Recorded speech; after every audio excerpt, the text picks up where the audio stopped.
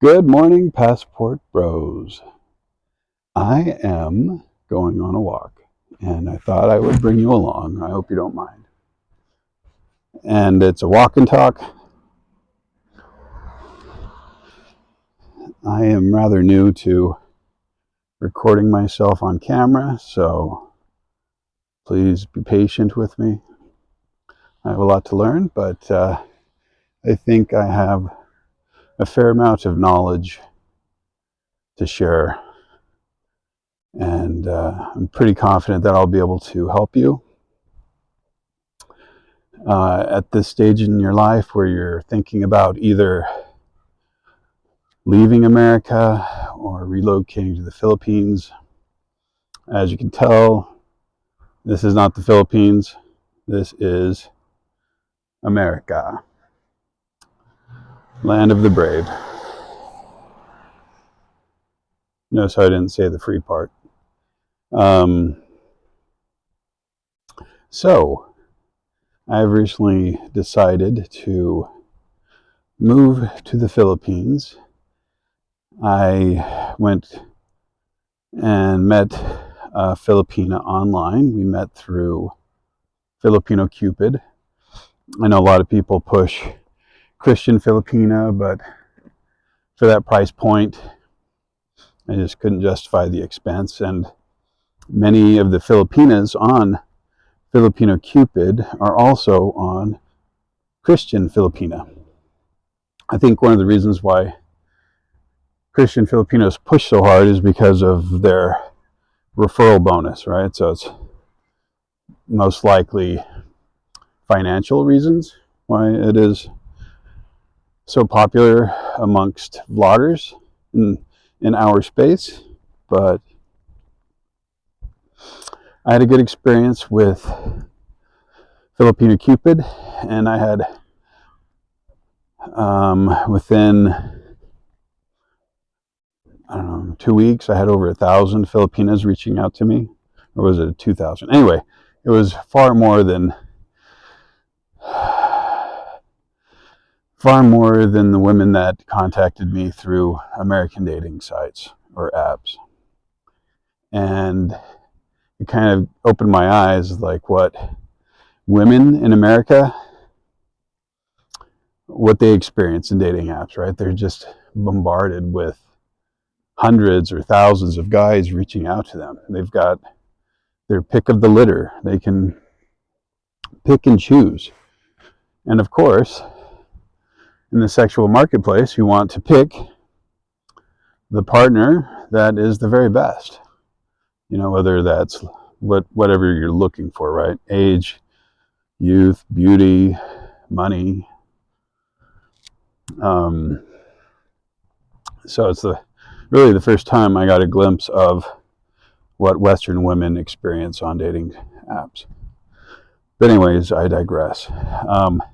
I've decided to move to the Philippines and leave behind this cold weather in Utah. Okay? If you look in the background, we've got snow in the mountains. We've got a storm front moving in, and it's rainy and snowing in the mountains right now, but later on this evening, we'll probably get a light dusting of snow in the valleys. While I enjoy the snow in short bursts, I do not enjoy it in long term. I'm not a skier. I'm kind of risk averse when it comes to adrenaline sports like that. I don't know why. I just, genetics maybe, high anxiety. While I've been snowboarding and skiing, I enjoy them in the moment, but combination of getting older, not bouncing back from injuries as quickly, and broken bones are just not fun at my age. So I just choose not to partake in those kind of activities. Let's see. So anyway, sorry, I'm kind of all over the place. Thank you for bearing with me. The reason why I've decided to moved to the Philippines was I met a Filipina. I met many Filipinas, and some of them were scammers. So that's one thing I wanted to bring up is be very careful on sending money right away. You will get asked for money. They'll come up with stories like, oh, well, I need money for this or that, or I need money for load. And if you like the girl, of course, you're like, well, what's the harm in sending them $20 so they can buy load, so that I can see them in video call? So just be careful. I would definitely set a budget and not send more than $20 or $30 a month until you meet that Filipina in person, because there are a lot of Filipinas that will talk to multiple AFAMs, foreigners, or Kanos, they call us in the Philippines, Americanos, they call us Kanos. They have many boyfriends that they'll talk to, and if you get like 20 or $30 from 5 guys, that's $150 a month, and that's pretty good money out in the provinces. So just be careful.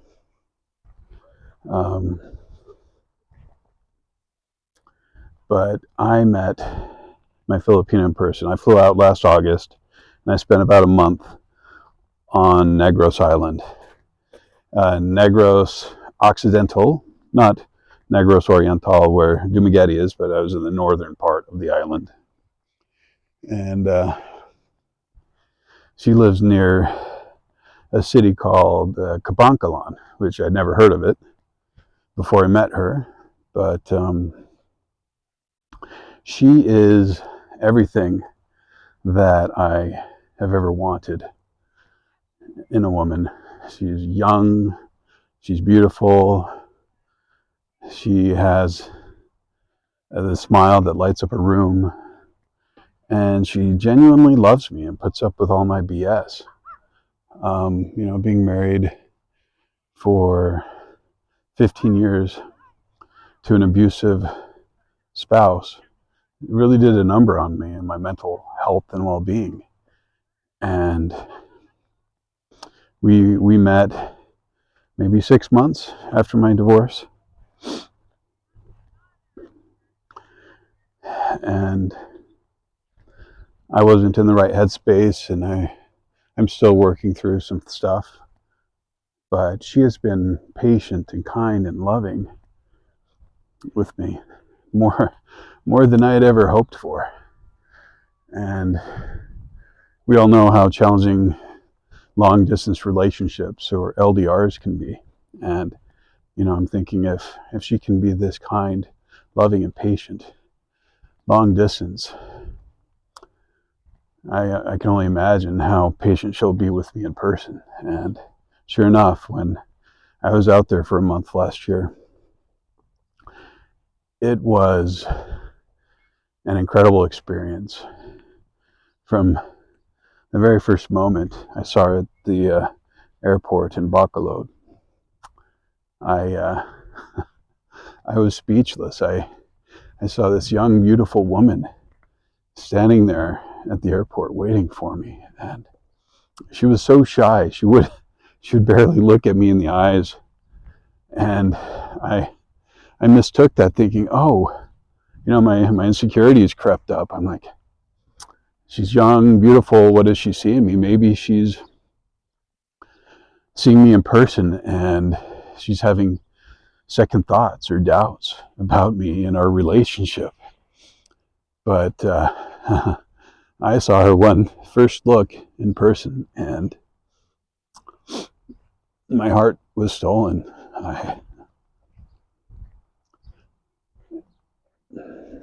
Love at first sight. Some people believe it, others think it's BS, but I think when you meet the right person, you will know. Hopefully you have that experience, and meeting her in person was a transcendent experience.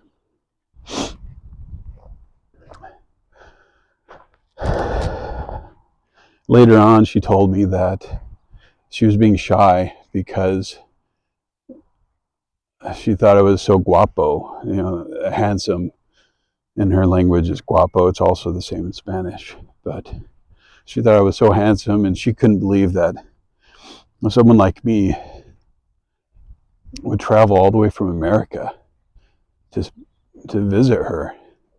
And she was just shy, and I mean, she's 20 years old. So I'm 46. She is 20, 26-year age gap. And, that is a big age gap. And sometimes I feel like I'm in high school again. But I tell you what, that month I spent with her in the Philippines, I felt like I was a young 18, 19-year-old again. And when you get to my age, you start looking back on your life and you have some regrets, and you'd love to be able to go back and experience life at a younger age. And when I'm with her, I don't feel like someone in their mid-40s. I feel like I'm 20 again. And how much money, what kind of a price could you put on that kind of feeling where you feel like you're in your 20s again? Money comes and goes, but being able to feel youth and vibrant again, I wouldn't trade that month I spent with her in the Philippines for anything, for all the money I've accumulated in my lifetime, all of my material possessions. I would give them up just to spend another month with her. And it got me to thinking, it's like, if I feel this way after just spending one month with her, and yes, I know detractors will say, oh, well, it's just a honeymoon phase. Everyone goes through that when they meet someone. And yeah, on some level, I'm sure you're right.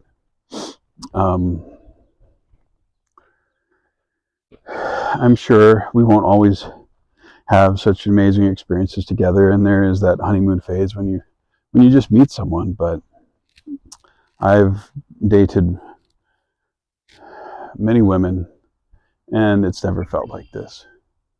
And it's really hard to explain. But what I can say is the women in the Philippines are different. They are a different breed, and they're brought up where family is their number one.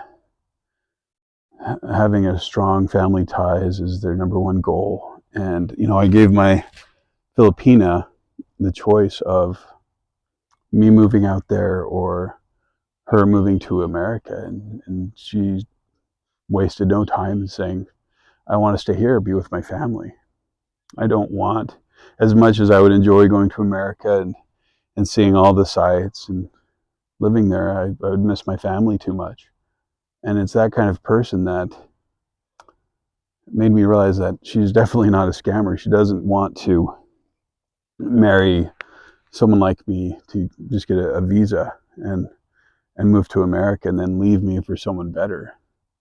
She wants me to live there with her. And I'm like, I am not rich by American standards. I'm not exactly poor. I'm middle class, but I told her, are you okay if I move there and we have a simple life where we live in a house like the house your parents live in, and we live off of, maybe $1,000 or $1,500 US a month. And she's like, with you, I would live off 10,000 pesos per month, which is like close to $200, right? So she says that now, and I believe her that she's not interested in me for the money. And I watch a lot of these videos on YouTube, and they say, oh yeah, they're just like, Filipinas are like American women. They just want the money and what you can provide financially. And yes, I'm sure that's part of the factor. Women are women regardless, but the Filipinas are different. You know, you can watch 1,000 of these kind of videos, but you won't see it for yourself until you actually go out to the Philippines and experience it for yourself. So if you're not, it's a big move, a big step going from living in America to the Philippines. So I would strongly encourage you to at least take a vacation, extended vacation, maybe take a month if you can, or longer, but if not, maybe do 2 or 3 weeks, at least 2 weeks or longer. You've got a 30-day tourist visa for free when you land in the Philippines. So definitely take advantage of that and go around. A lot of people will tell you it's better to travel around and meet the Filipinos in person, which I agree to some extent. But let me ask you a question. How long would it take you to meet 1,000 Filipinas and filter through 1,000 potential partners in person versus how long will it take you online through, like, say, Filipino Cupid? So I am all about efficiency, and I'm not a spring chicken anymore, right? I've got, hopefully, another good 30 or 40 years left, but who knows? I could die tomorrow. So I want to make the most of the time I have left. Every day is a gift. And you've got to use time wisely. Time is the number one resource that is not renewable. The closest I have found to time travel in my life is spending that month with my 20-year-old fiance. Oh, yeah, sorry, we're engaged to be married. Thank you. I'm very excited. I've met all of her family, and her parents like me. They're just worried that I'm not serious about their daughter, right? So that's their one concern about me. And now that we've been together almost a year now, I think that they are realizing that I'm not, a sex pad or someone that just came to the Philippines to have fun, that I am genuinely interested in their daughter. So, going back to time, living in the Philippines for that month, I felt like I was young again in my 20s. And what kind of price can you put on that? So, other than that, just make sure you are as efficient with your time as possible. I am at the stage now where I'm making a list of things I need to do in order to move to the Philippines. It's a little daunting when I go over my list of what I need to do, but it is worth it. I'm simplifying my life. I walked away from my house and 95% of all my personal belongings, and now I'm filtering that down even further and just giving most of the stuff away to my family, and then whatever's left over I'll just put in storage in, like, my mom or my brother's garage. So it is possible. It is stressful. It is not easy. All these detractors from the passport bro movement is like, it's so easy just to get your passport and blah blah blah. But no, I had wanted to hold off on making videos until I got to the Philippines. Some of you are like, why is he doing his videos now before he leaves? Well, I have a goal to maybe do a daily vlog where you can see firsthand what it takes and what you have to go through to move to the Philippines. Or, well, I'm moving to the Philippines, so that's what example you're going to get.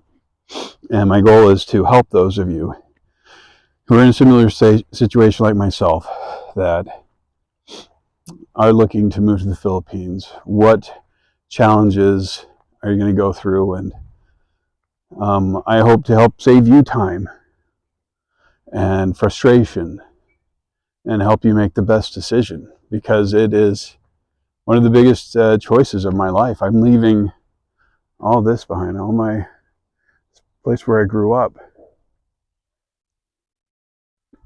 all my family, my friends, my children.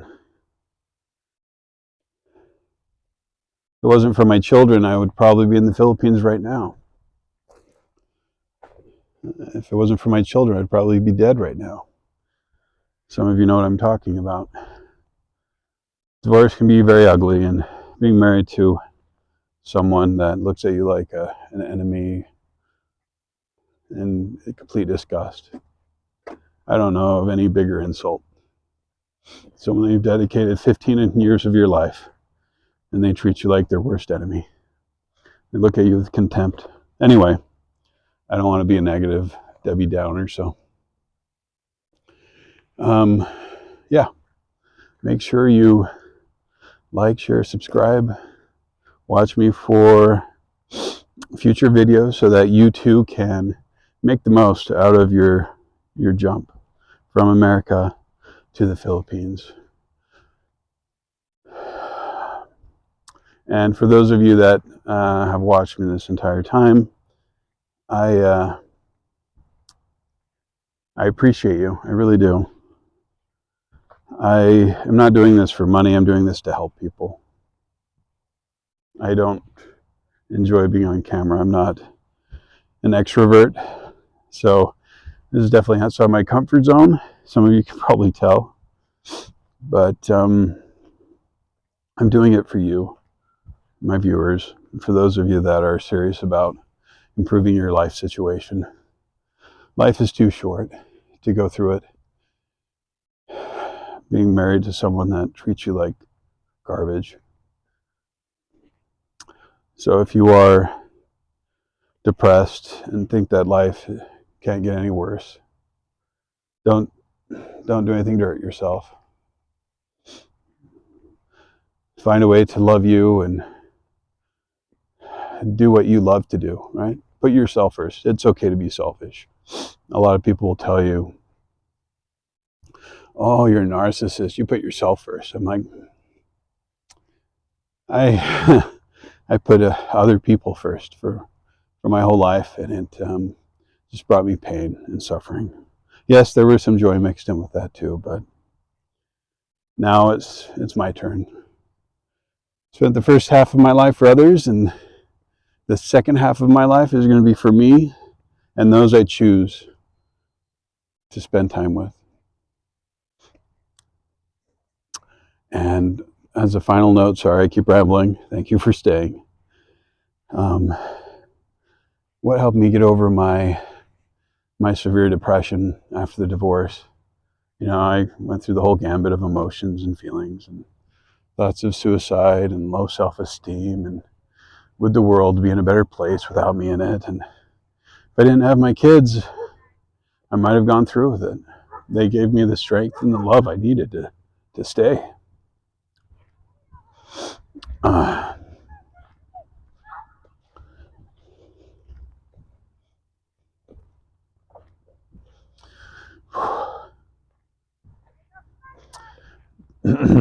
Excuse me. So if you have very strong negative feelings right now, it will get better. Don't let your ex-wife win.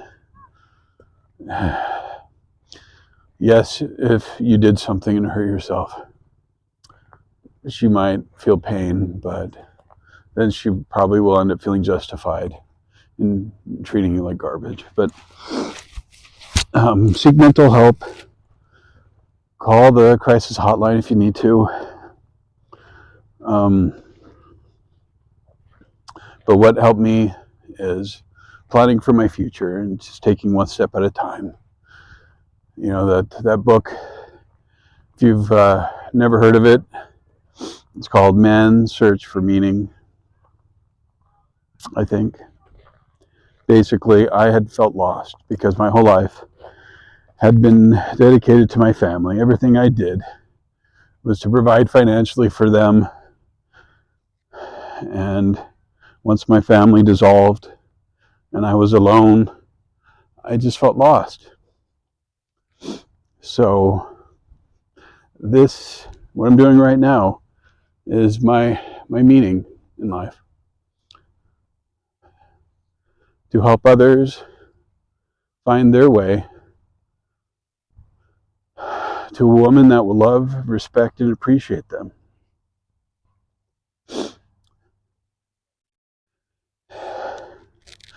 I'm also doing it for myself. I'm vlogging so that my children can subscribe to my channel, watch my videos, and see their dad.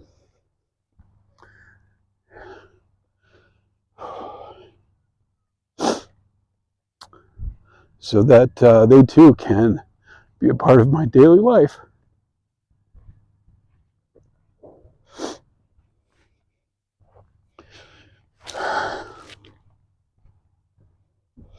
Anyway, thanks. Make sure you check out my future videos. I love you.